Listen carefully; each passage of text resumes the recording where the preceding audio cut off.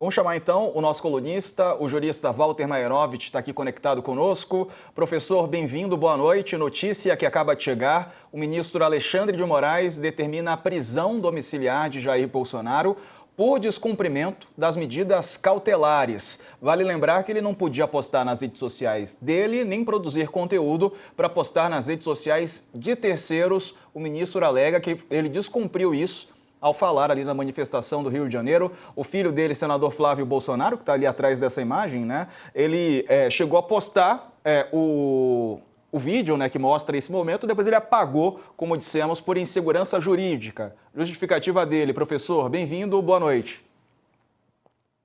Boa noite, Diego. Boa noite a todos. Boa noite, Sakamoto. Acerta o Diego, ministro, é, o professor? certíssimo, sem nenhuma dúvida.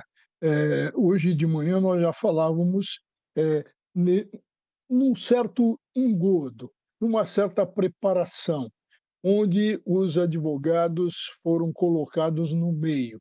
Ou seja, o Flávio Bolsonaro disse que havia encaminhado, divulgado as imagens e o áudio, mas que os advogados tinham dito que não.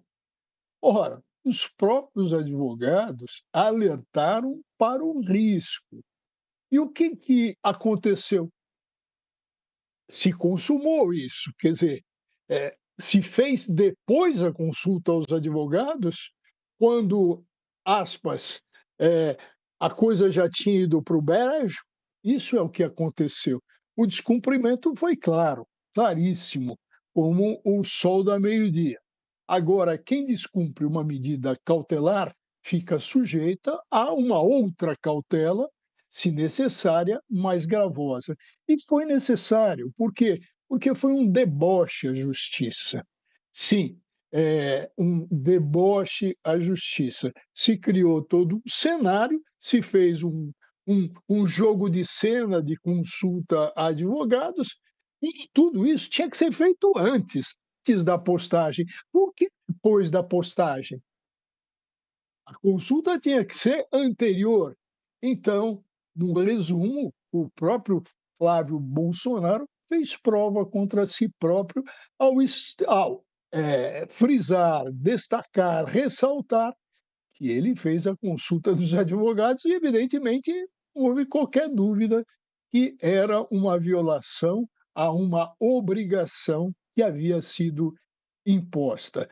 Num resumo, a decretação da prisão preventiva na modalidade domiciliar era efetivamente necessária. Pois é, estava vendo aqui o documento, pessoal. Vamos colocar no ar aqui o documento que trata justamente da prisão domiciliar, o documento assinado pelo ministro Alexandre de Moraes. E nesse documento, veja aí, ele coloca essa foto, inclusive, e na foto fala assim, tem um trecho do que disse o Jair Bolsonaro na manifestação do Rio. Boa tarde, Copacabana. Boa tarde, meu Brasil. Um abraço a todos. É pela nossa liberdade. Estamos juntos. Fecha aspas para a frase do Bolsonaro destacada nessa postagem, o Sakamoto. É claro que agora tudo isso vai ser utilizado politicamente. Ó, ali embaixo tem uma reportagem, inclusive, do UOL. Desce aí, pessoal. É isso.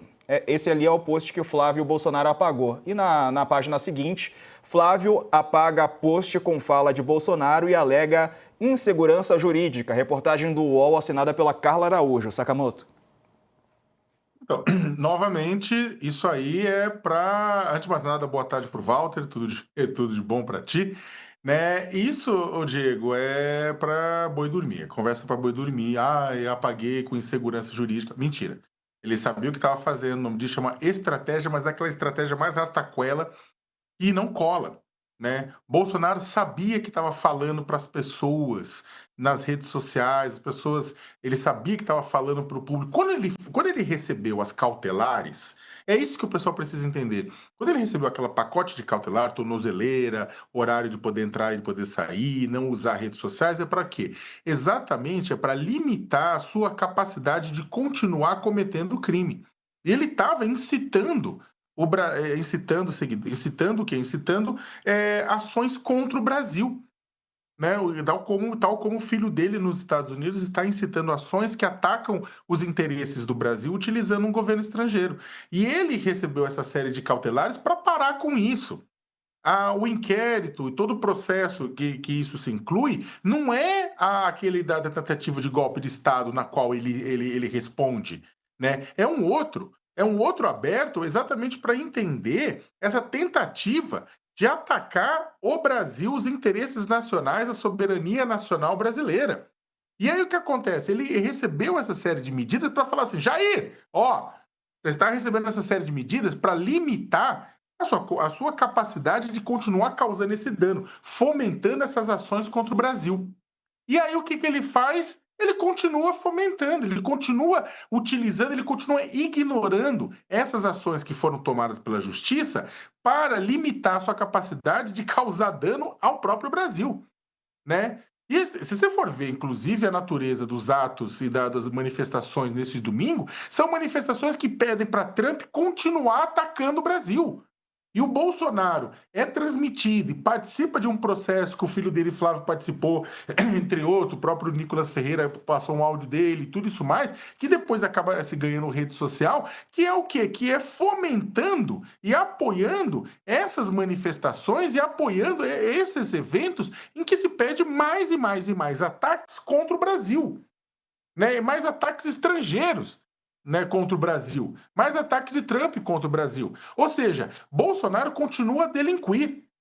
E aí o que acontece? Qual que é a alternativa disso? É você, olha, então tá, então uma prisão domiciliar, né? E olha que acho que quero ouvir até o Mairovich, né, sobre isso, mas mas também continuou barato, porque aqui poderia caber uma preventiva também, não, Walter? Na realidade, toda medida cautelar, e essa é uma cautelar de natureza, preventiva, tá, para evitar que ele no futuro, volte a fazer ato igual. O que eu vejo, Sakamoto, com muita claridade, é que, a gente precisa entender o que essa medida cautelar acautelatória representa. É uma medida, como toda medida acautelatória, é uma medida de segurança social, não é uma medida para só, endereçada ao Bolsonaro, não. Ela é uma medida que abrange a segurança, a tranquilidade e a paz social, porque o Bolsonaro continua com o golpismo, daí a necessidade da medida. Professor, Volto a frisar, a destacar, é uma medida para a sociedade. Ela é imposta num inquérito, como você bem lembrou, Sakamoto, num inquérito onde existem 2 suspeitos. 2 suspeitos do quê? De atentar à soberania, para, eh, proteger a soberania. Para quê? Em razão do quê? Porque esses 2 suspeitos negociam no estrangeiro, negociam medidas contra o interesse nacional para desestabilizar o país. Então, professor, é no bojo desse inquérito e a necessidade está clara. A necessidade do Bolsonaro vingança? Não, para a proteção da sociedade, para a proteção do Estado, para a tranquilidade social. É assim que eu vejo.